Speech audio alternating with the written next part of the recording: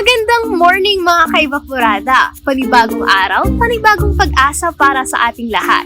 Ngayon ay may bago na naman tayong matututuhan mula sa matutunghayan nating kwento ng magkaibigan. Dito, when you stay curious, you stay informed. Welcome to The Curious Kids Show!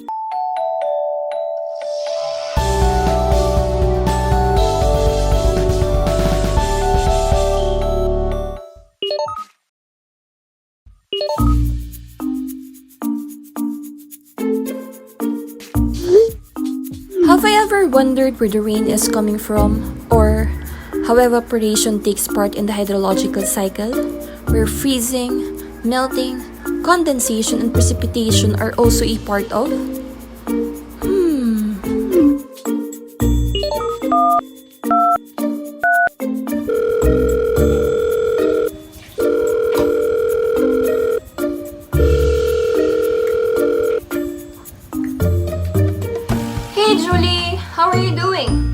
I'm doing great. I'm just reading a book. Hey, I want to share something. Go ahead, share it.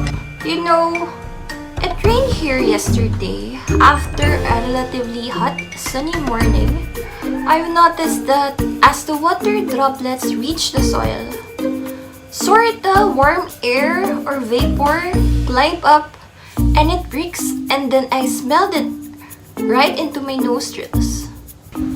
You mean a petrichor? Yes, I guess that's it. Oh yes! The petrichor is an earthy odor linked when rainfall occurs, especially after a warm dry period, which arises because of Evaporation! That's the word. I'm kinda curious about it. Evaporation happens when a liquid substance becomes gas. When water is heated, it evaporates. Aside from seas and other bodies of water, evaporation also occurs in the soil and plants. Vapor, which is a gas form of water, also arises from a wet soil and plants. Aha! You know, it's quite fulfilling making something make sense. Especially evaporation, which frequently occurs and is truly relevant in our day-to-day existence. Thank you, Julie. Bye! But to better demonstrate what evaporation is all about, let us take into this experiment.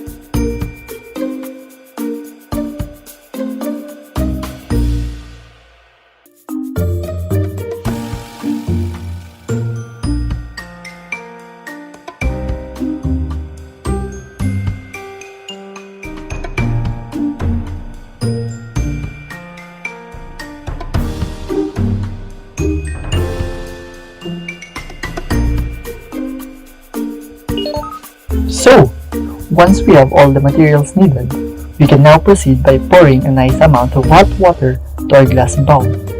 You gotta be careful with this so you don't want to get burned. This represents the different bodies of water that gets heated by the sun. After that, we will add some impurities to the water.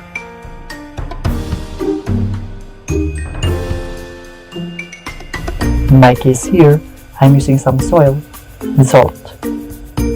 This will help us appreciate how evaporation and the water cycle in general helps in recycling clean water. Now give it a nice little stir. Just aggregate those things you put in there. Then, we have this little glass here to represent the land masses, or maybe another water body where precipitation could occur. We will put it at the middle to catch our water. Now, we can just cover the setup with a cling wrap to represent the clouds and atmosphere where condensation primarily occurs.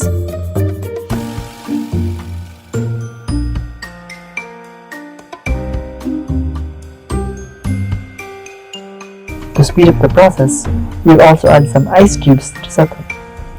You see, up in the atmosphere, temperatures really could get very cold like this ice here. And that's how rain or sometimes even snow form. So that is our setup for today. We now just have to wait several minutes and I'll pass now the spotlight to Renz. Okay, thanks Ken. So now let's talk about the condensation process occurring during this time lapse. Condensation happens when water vapor is cooled down by cold air. In this case, the steam from the hot water is cooled down by the ice, and the plastic wrap, which prevents the water from escaping, helps in collecting the condensed water vapor towards the center where the droplets are collected or where precipitation occurs.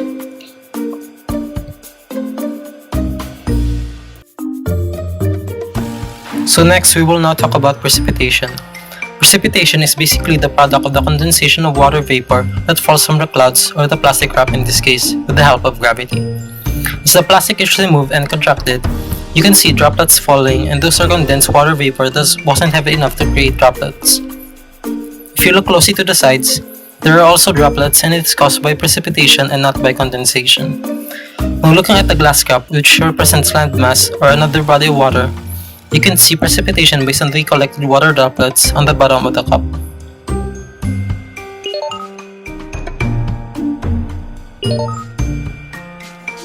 O ayan mga ka-evaporada! Malinaw ang ating natunghayan tungkol sa mahalagang bahagi ng evaporation sa ating hydrological cycle. Kasama ang condensation at precipitation, ang evaporation ay isa sa tatlong pangunahing hakbang sa Earth's water cycle. Ating alalahanin na kapag ang tubig ay naaarawan, ito ay hindi nawawala. The liquid water is not actually vanishing. Ito ay nag-evaporate lamang bilang gas na tinatawag nating water vapor. Sa muli, when you stay curious, you stay informed. This is The Curious Kid Show.